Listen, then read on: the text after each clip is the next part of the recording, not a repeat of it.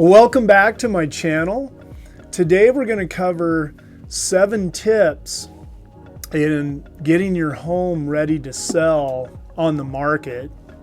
And if you're thinking of selling your home in the Denver area, these are some things that I cover with my people as I'm a licensed agent here in the Denver area. And I also enjoy making these videos to keep everybody informed.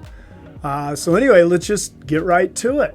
The first tip that I give people when they're thinking of selling their home is walk around your home and look around for what we call deferred maintenance items. And things like this could be, is your carpet worn? Are there a lot of holes in the wall? Do the light bulbs all work? And have the furnace filters been changed?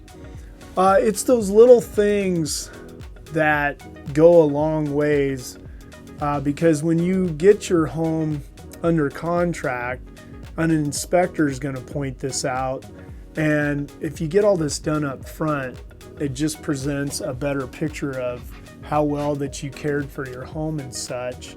So make sure you walk around and check out all those items and basically take care of those ahead of time if you're able to do so.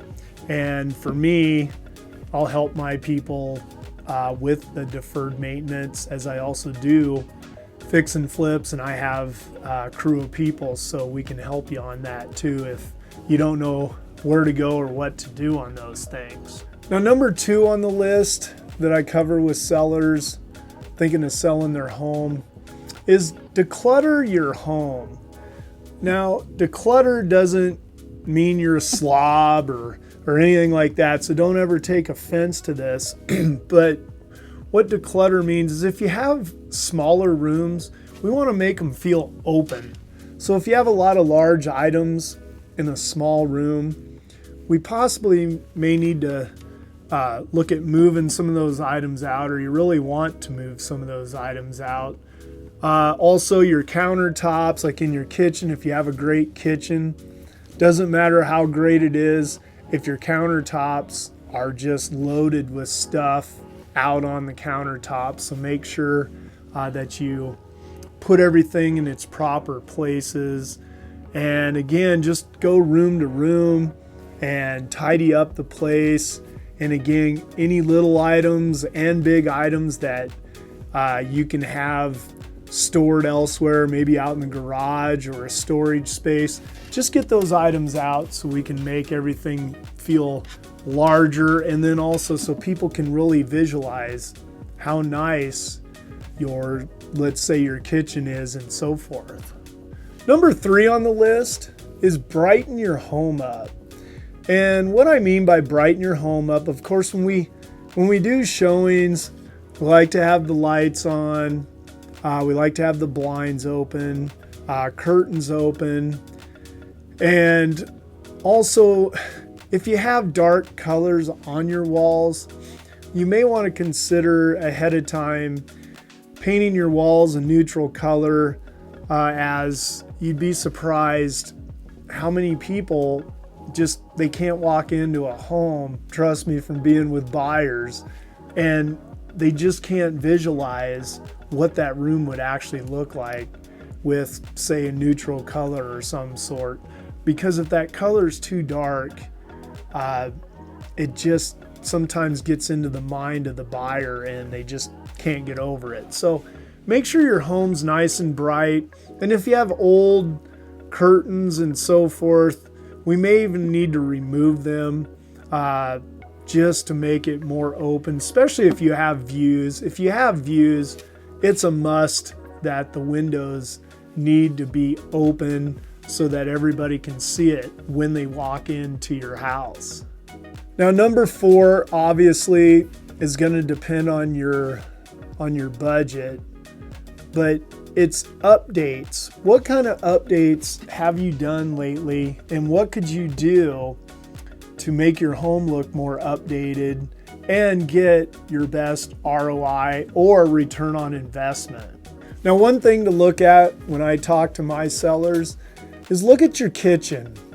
Now, if you have good cabinets in the kitchen, but let's say there's no handles on it or hardware on the cabinets themselves, if you just run out to Home Depot and get some hardware and put on the cabinets alone, that's gonna make the kitchen feel like it's had an update.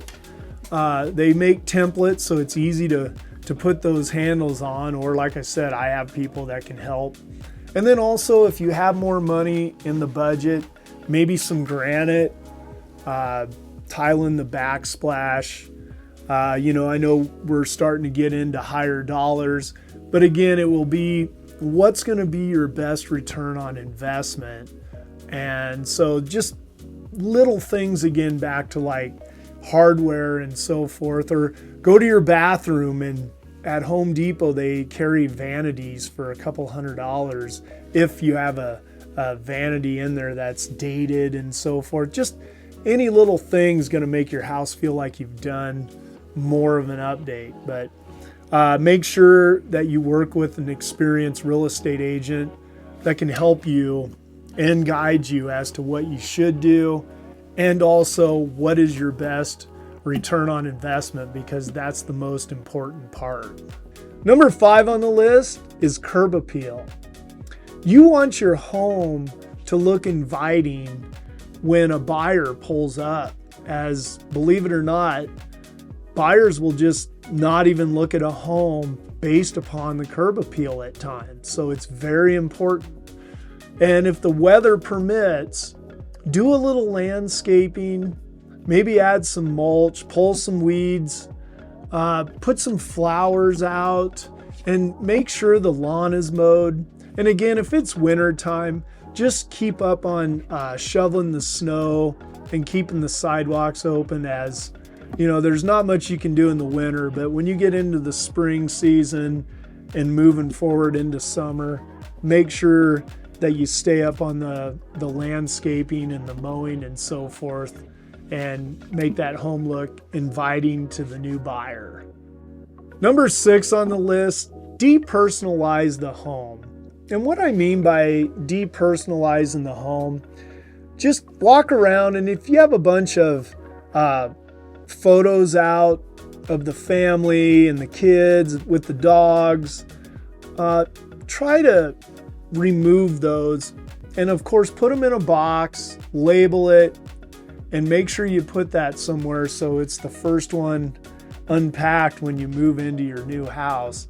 But we want to make the new buyer feel at home as much as possible. So make sure you can somewhat depersonalize your home if you're able to do so. Number 7 on the list, interview a couple of real estate agents. And a lot of people just go with the first person that they speak to, or they get a flyer and they just call the person and make the decision. But sit down with that real estate agent and ask them what their marketing plan is. Do they know the area? What their plans are to sell your place? Because putting a sign in the yard and just putting it on the MLS isn't good enough anymore. You have to get professional photos, professional videos. You have to use drone photography and videos. You also have to do walkthroughs, personal walkthroughs to actually touch the house and show the world how nice your house is. So interview your real estate agent and make sure that they're gonna spend some money to help market your home, and that they're not just gonna sign a listing agreement. Like I said, take a few photos, put it on the MLS, put a sign in the yard, and that's it. Because right now, that's not good enough in the market that we're in. Well, those are the 7 tips for selling your home. So if you're thinking of selling your Denver or surrounding area home, I hope these tips helped. And please subscribe to my channel, as I'll be having weekly videos coming out as far as real estate market updates, tips, and information around the area. And feel free to comment down below. I would love to hear your thoughts on everything that we presented today. And also, if you're thinking of selling your Denver area home, feel free to reach out to me anytime. My contact information's down below. I would love to speak to you anytime about your situation. And please watch the video that's coming up next.